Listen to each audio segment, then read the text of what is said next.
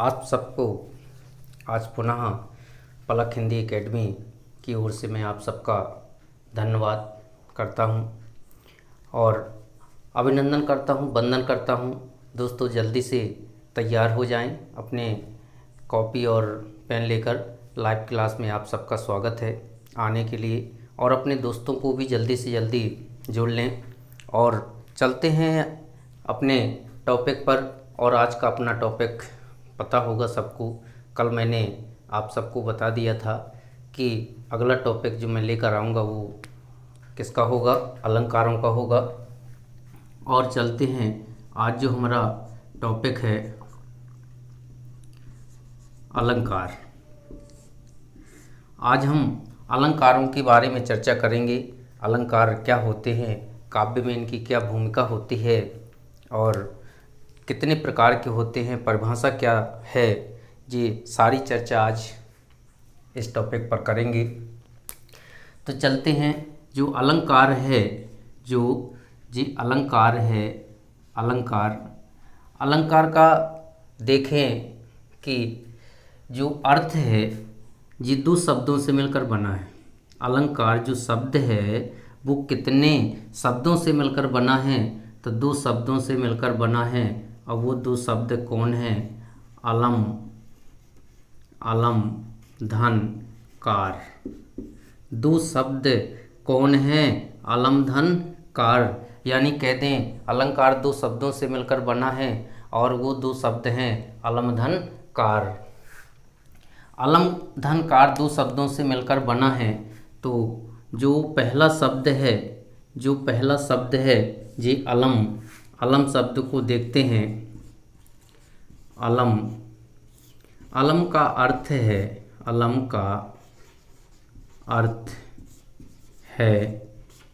का जो अर्थ है वो क्या है? अलम का अर्थ है अलंकृत। अलम का अर्थ है अलंकृत। अलम का जो अर्थ है वो अलंकृत। और जो दूसरा शब्द है दोस्तों कार। तो कार का अर्थ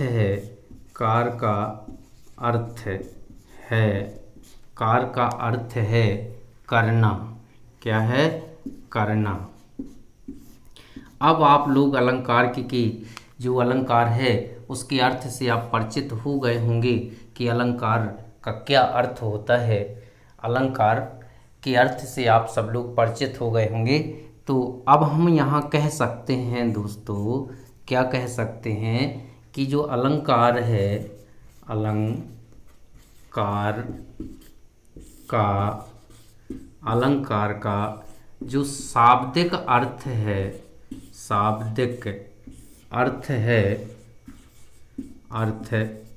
है वो क्या है? इन दोनों के मिल से बन जाएगा। क्यों? क्योंकि अलंकार जो शब्द है वो दो शब्दों से मिलकर बना है, अलम और कार। तो अलम का अर्थ हुआ अलंकृत करना और कार का अर्थ हुआ करना। इस प्रकार हम कह सकते हैं कि अलंकार का शाब्दिक अर्थ क्या होगा? अलंकार का शाब्दिक अर्थ क्या होगा दोस्तों? तो हम कह सकते हैं क्या? अलंकृत करना। क्या होगा दोस्तों? अलंकृत करना। जी अलंकार का क्या होगा? शाब्दिक अर्थ होगा। इसके बाद अलंकार का जो कहते काव्य में स्थान है, अलंकार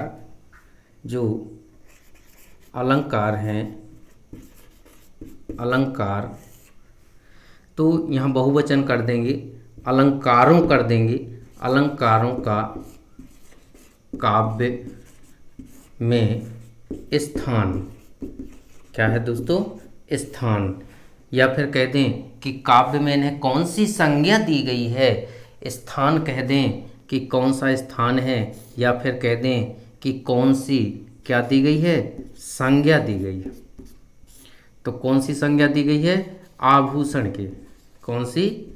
आभूषण की संज्ञा दी गई है। काव्य में जो अलंकार हैं उन्हें आभूषण माना गया है। क्या माना गया है? आभूषण अलंकार जो हैं वो काव्य में क्या माने गए हैं? आभूषण माने गए हैं। तो अब अलंकार की परिभाषा से आप परिचित हो गए होंगे कि अलंकार की परिभाषा क्या हो सकती है। यहीं से आप अलंकार की परिभाषा का कहते अनुमान लगा सकते हैं। तो जल्दी से जल्दी नोट कर लीजिए और फिर देखते हैं अलंकार की जो परिभाषा है वो क्या है। जल्दी से जल्दी नोट कर लें, स्क्रीनशॉट ले लें और उसके बाद फिर देखते हैं परिभाषा। अलंकार की जो परिभाषा है उसको अपन देख रहे हैं। अलंकार की जो परिभाषा है, अलंकार की जो परिभाषा है वो देख रहे हैं अपन कि अब क्या हो सकती है। तो अभी अपन डालेंगे अलंकार की परिभाषा और देखते हैं अलंकार की क्या परिभाषा है। हेडिंग डालेंगे दोस्तों, क्या है अलंकार की परिभाषा। अलंकार की क्या है? परिभाषा। परिभाषा देखते हैं क्या है। तो जो काव्य कह दें, काव्य के जो काव्य के कह दें शोभा कारक, काव्य के शोभा कारक तत्व, काव्य के शोभा कारक तत्व क्या कहलाते? अलंकार कहलाते हैं। क्या कहलाते हैं? अलंकार कहलाते हैं। काव्य के शोभा कारक तत्व, काव्य के शोभा कारक तत्व क्या कहलाते हैं? अलंकार कहलाते हैं। अलंकार कहलाते हैं। ये तो एक सामान्य सी परिभाषा हो गई। काव्य के शोभा कारक तत्व अलंकार कहलाते हैं। अब एक परिभाषा और देखते हैं अपन। इसको अपन दे दें 1 नंबर की परिभाषा, और जो दूसरे नंबर की परिभाषा है वो परिभाषा क्या है देख रहे हैं अपन। जिस प्रकार से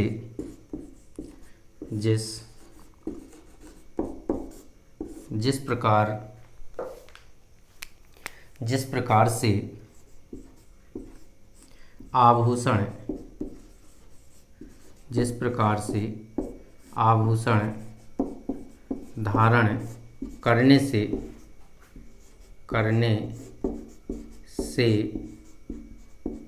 स्त्री, आभूषण धारण करने से स्त्री की शोभा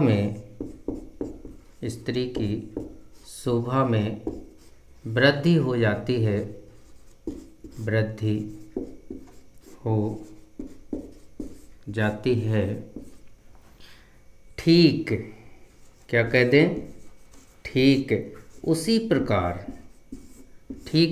प्रकार से अलंकारों के द्वारा,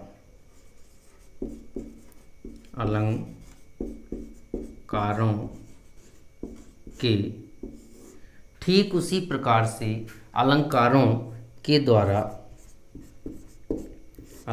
के द्वारा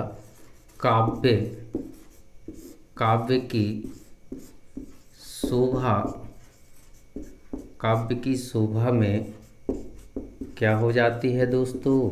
वृद्धि हो जाती है। अब आप लोग अलंकारों की जो परिभाषा है या कह दें अलंकार किसे कहते हैं, तो एक तो ये 1 लाइन की परिभाषा है, इसको भी आप लिख दें तो आपका काम चल जाएगा।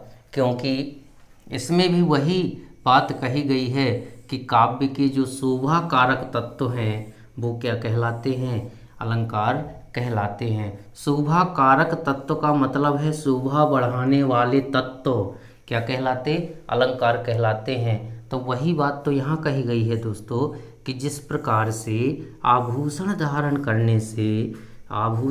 करने से स्त्री की शोभा में वृद्धि हो जाती है, ठीक उसी प्रकार से कह दें अलंकारों के द्वारा काव्य की शोभा में वृद्धि हो जाती है। ये अलंकार की जो परिभाषा है जल्दी से जल्दी नोट कर लें और उसके बाद फिर देखते हैं आगे। तो अब जो देखते हैं अगला जो कहते हैं पॉइंट बनेगा हमारा, ध्यान दें, ये पॉइंट जो मैं बताने जा रहा हूँ दोस्तों, ये बहुत कहते हैं महत्वपूर्ण बात है इसमें, क्योंकि अलंकार की परिभाषा हमने पढ़ी है कि काव्य के जो शोभा कारक तत्व होते हैं वो अलंकार कहलाते हैं। तो ये काव्य की शोभा कितने प्रकार से होती है, तो लिखें दोस्तों, काव्य की शोभा, काव्य की जो शोभा है वो कितने प्रकार से होती है, तो कह दें कितने प्रकार से, तीन प्रकार से होती है। काव्य की शोभा कितने प्रकार से होती है, तीन प्रकार से होती है दोस्तों। नंबर 1 किसके द्वारा, शब्दों के द्वारा काव्य की शोभा क्या होती है, बढ़ती है। दूसरा जो है वो अर्थों के द्वारा है, किसके द्वारा, अर्थों के द्वारा कह दें। और जो तीसरा है वो है शब्द और अर्थ, क्या है, शब्द और अर्थ दोनों के द्वारा।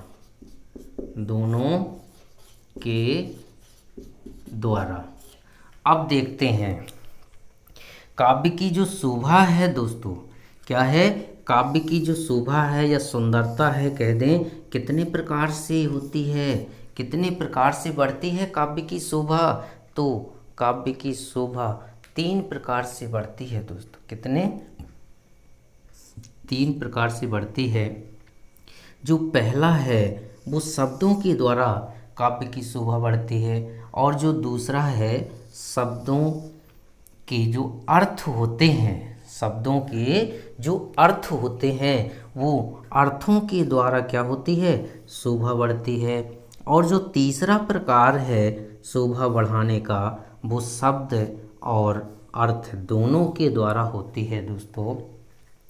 तो अब हम एक कह दें कि यहाँ से एक प्रश्न लेकर और आ जाते हैं, और वो प्रश्न क्या है कि काव्य की शोभा 3 प्रकार से होती है, तो फिर कह दें अलंकार कितने प्रकार के होते हैं, अलंकार कितने प्रकार के होते हैं। तो सीधा जवाब कि अलंकार भी 3 प्रकार के होंगे दोस्तों, क्योंकि काव्य की शोभा कितने प्रकार से बढ़ती, 3 प्रकार से। तो फिर शब्द और अर्थ दोनों के द्वारा, तो फिर कह दें कि अलंकार भी कितने प्रकार के होंगे, 3 प्रकार के होंगे। इसमें आपको कोई संदेह नहीं है। यदि संदेह है इसमें तो हमें, जो इसमें यदि कोई संदेह है प्रकारों में कितने प्रकार के होते हैं, तो ये बात हमें कमेंट्स बॉक्स में बता सकते हैं। तो देखते हैं जो इसमें शब्दों के द्वारा चमत्कार होता है, तो वहाँ पर कौन सा अलंकार हो जाता है, वहाँ पर कौन सा अलंकार हो जाता है। तो देखते हैं दोस्तों, शब्दालंकार, कौन सा अलंकार हो जाता है, शब्दालंकार हो जाता है। कौन सा, शब्दालंकार हो जाता है। और जहाँ पर अर्थों के द्वारा परिवर्तन होता है वहाँ पर कौन सा अलंकार हो जाता है, वहाँ पर अर्थालंकार हो जाता है। कौन सा अलंकार हो जाता है, अर्थालंकार हो जाता है। और इसके बाद देखते हैं जो तीसरा है शब्द और अर्थ दोनों के द्वारा, शब्द और अर्थ दोनों के द्वारा क्या हो रहा है, परिवर्तन होता है।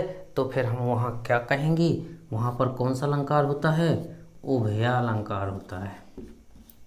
कौन सा, उभयालंकार होता है, उभयालंकार होता है। अब इसके बाद और देख लेते हैं, एक छोटी सी बात है कि जो शब्दालंकार है दोस्तों, ये 2 शब्दों से मिलकर बना है। क्या, 2 शब्द कौन से हैं, शब्द धन अलंकार। कौन से हैं, अलंकार, शब्द धन अलंकार। जो अर्थालंकार है इसमें भी दो शब्द हैं, तो कौन कौन से हैं? अर्थ धन अलंकार है। कौन है? अर्थ धन अलंकार है। और जो उभय अलंकार है दोस्तों, इसमें भी दो शब्द हैं, और कौन कौन से हैं? उभय धन अलंकार। उभय धन अलंकार। ये बात आपको सबको अच्छी तरह से समझ में आ गई होगी। अगर जहाँ भी आपको थोड़ा बहुत भी डाउट है दोस्तों, तो निसंकोच आप हमसे कमेंट बॉक्स में लिख करके पूछ सकते हैं कि सर ये चीज़ हमें समझ में नहीं आई है। और मुझे तो विश्वास है कि आ गई होगी, आपको कोई डाउट नहीं होगा, इसमें कोई संदेह नहीं होगा। और अगर संदेह नहीं है तो जल्दी से जल्दी इसका स्क्रीनशॉट ले लीजिए, और हम चलते हैं फिर इसके बाद। तो दोस्तों जल्दी से जल्दी स्क्रीनशॉट ले लें, और उसके बाद फिर चलते हैं, हम अपने टॉपिक को आगे बढ़ाते हैं। तो चलते हैं, देखिए क्या हो गया, अलंकार की परिभाषा भी हो गई, और काव्य की शोभा में वृद्धि 3 प्रकार से होती है। और तो फिर कह दें कि अलंकार कितने प्रकार के होते? 3। नंबर 1 शब्दा अलंकार, दूसरा अर्थालंकार, और तीसरा उभय अलंकार। बात समझ में आ गई? अब चलते हैं आगे।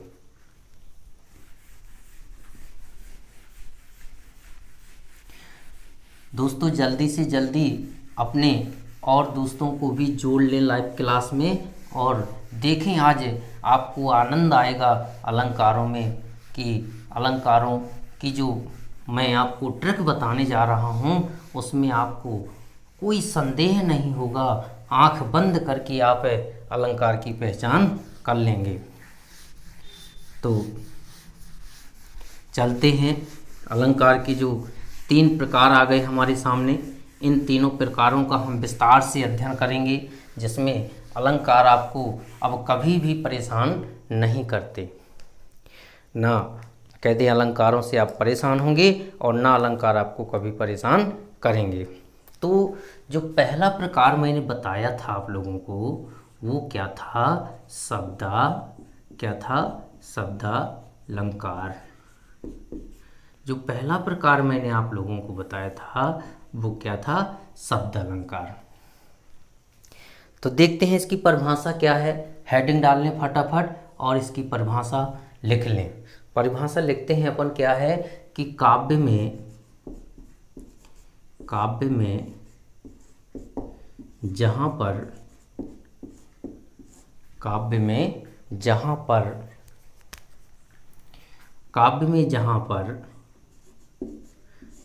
पर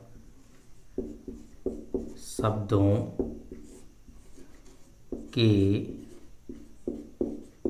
द्वारा, काव्य में जहाँ पर शब्दों के द्वारा, क्योंकि इसमें देखते हैं ये जो शब्द है, ये शब्द 2 शब्दों से मिलकर बना है, शब्द प्लस अलंकार। ये बात मैंने अभी बताई आपको कि शब्द धन अलंकार से मिलकर बना है। तो वही चीज़ तो आ गई दोस्तों, यहाँ पर क्या आ गया? शब्द आ गया, कि शब्दों के द्वारा क्या होता है? परिवर्तन। क्या होता है? परिवर्तन, या कह दें क्या होता है? चमत्कार होता है। क्या होता है? चमत्कार होता है। तो जहाँ पर शब्दों के द्वारा परिवर्तन या चमत्कार होता है वहाँ पर क्या? वहाँ पर कौन सा अलंकार होता? शब्दालंकार होता है। कौन सा अलंकार होता है? शब्दालंकार होता है। कौन सा अलंकार होता है? शब्दालंकार होता है। जल्दी से आप ये शब्दालंकार की जो यहाँ परिभाषा लिखी है उसको नोट कर लें, और देखते हैं आगे इसमें क्या होता है। आगे अगला पॉइंट इसी में बनाएंगे अपन, कि जो शब्दालंकार है, शब्दालंकार शब्दालंकार में ध्वनि